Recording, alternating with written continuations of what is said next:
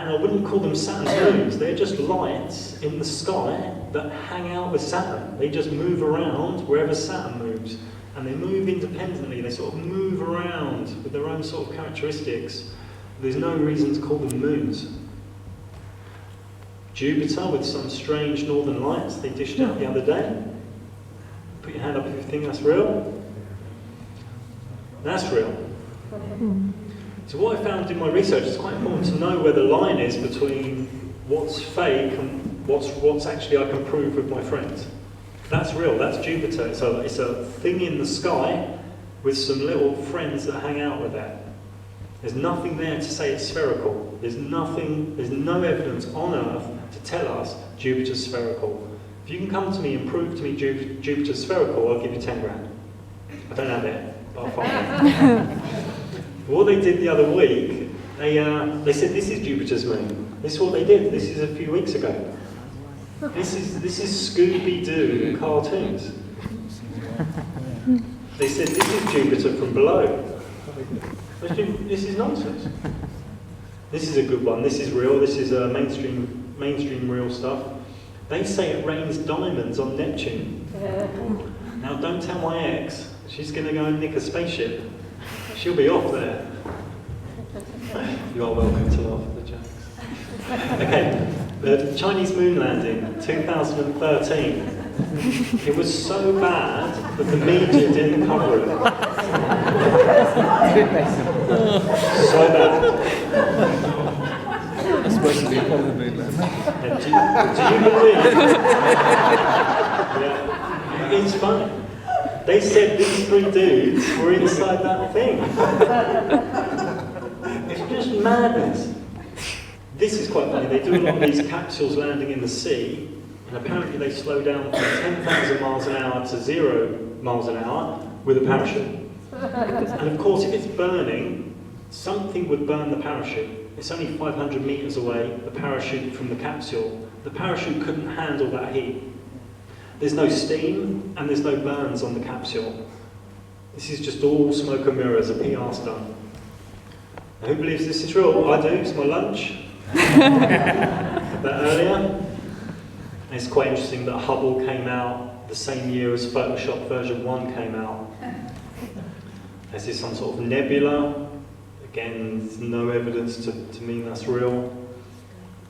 This is my incense stick from meditation last night. This is actually an official NASA image of a rocket taking off. So we also have these images of Antarctica from space. For me, they're cartoons.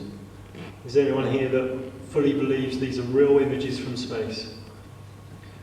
Because you've not been to space, you're just relying on an image. It's not enough for a human to put their soul and a belief system into something from an image. We need direct experience to really feel something's real. Washington Post the other week, why NASA's new photos of the moon look super fake, even though they're not. So they're starting to backtrack, they're starting to get worried. You can grab any of these space images, especially the ones from the 70s and 80s before Photoshop came out, and you just play with the levels in Photoshop and you can see this is a sort of tape cut and splice job on in a red room. There's another one. You can see that's just been cropped in there using tape and a scalpel. There's a bit of Photoshop blur going on. This is interesting. You see copy and paste there of the clouds. This is real. This isn't conspiracy. This is where you can go and download the image and zoom in. This isn't my theory. This is real. More copy and paste. If you look at Guatemala, you can see those purple boxes. That's copy and paste, mate. That's not me mucking around. Why would they do that? Now, I personally don't know whether to laugh or CGI. I went to a mate the other day and he said, I'm waiting for a space footage from NASA. I went back there 2 years later and that's the photo of it. That's what was going on. I want someone here to tell me why I'm trying to disprove something that's never been proven. And I'm the idiot here, aren't I? I'm trying to disprove something that's never been proven. This is all these little agencies are all part of it. I mean, not everyone working there, just a very few people at the top. It's a pyramid system. I mean, some people say, I know someone that worked on satellites. Yeah, you probably do. But does that mean he's seen a satellite go to space? No. I did a chat online with the SR project manager for one of their satellites that had a host of errors. And I was chatting to him, and he's a nice guy, I gave him respect. And he admitted that he's never been to space, he can't prove space exists. And this is the project manager, he just signs off an engineering project. And it's like there's people are walking around clinging to these spherical things because of NASA. And NASA's a military agency, this is like the FBI. So for me, the only thing that's been to your imagination, the only thing that's been to space is your imagination. What they did after they did the moon and the first space trips, they brought out 3 massive films. 1979-ish, I think. Alien, Star Wars, Space Odyssey. Epic, amazing films. They put all the money into it, all the creative genius. And they really bombarded that whole space thing into our subconscious. I mean, I still think these are great films. And I don't believe in space. With Space Odyssey 2001, it was written by Arthur C. Clarke. He was a very high-up Freemason, and it was his fictitious writing about satellites that came to be satellites. It was a lot of his fictitious writing they used to become fiction for everyone. Very interesting man. He's a great writer. I mean, one of his books I really like. I've forgotten the name off the top of my head. And I think last year's Photoshop on the box, they actually had a picture of an astronaut just putting it in our face. For those of you that know symbolism, the Adobe logo, sort of in that gang. So people are, they're hailing the mighty NASA's Photoshop god. That's what's going on. And on top of this canvas, you've got these scientists, and what they do, they just keep repeating the word science, especially to children, until they believe in monkey people. Now, as I said earlier, a lot of these scientists aren't in on this ball earth lie. They're just, they've got a mortgage, they're getting paid, they've learned, they've got their PhD, and now they're teaching, or now they've got funding for a laboratory. What they know is a on-paper model. They know the ball model, but it works on paper, but it doesn't mean it's real.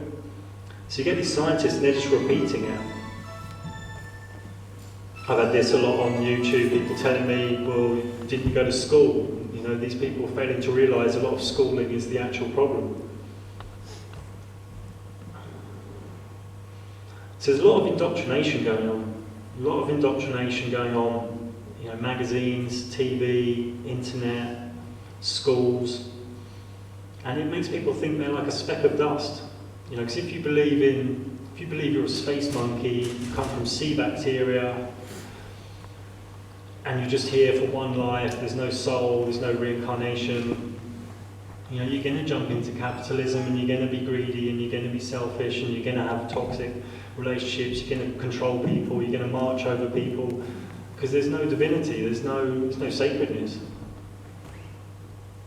Another bit of artwork by this flat earth guy I know.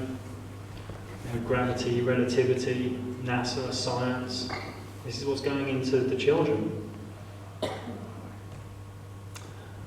So, I believe the ball's got to go in the bin. So if you want to put it in the bin, hold your hand up, and after 3, I'll do it on my own then. 1, 2, there's a few of you. 1, 2, 3. It's gone in the bin. It's all right. Somebody's going to say it's a Nazi rally, though. So, if we put it in the bin,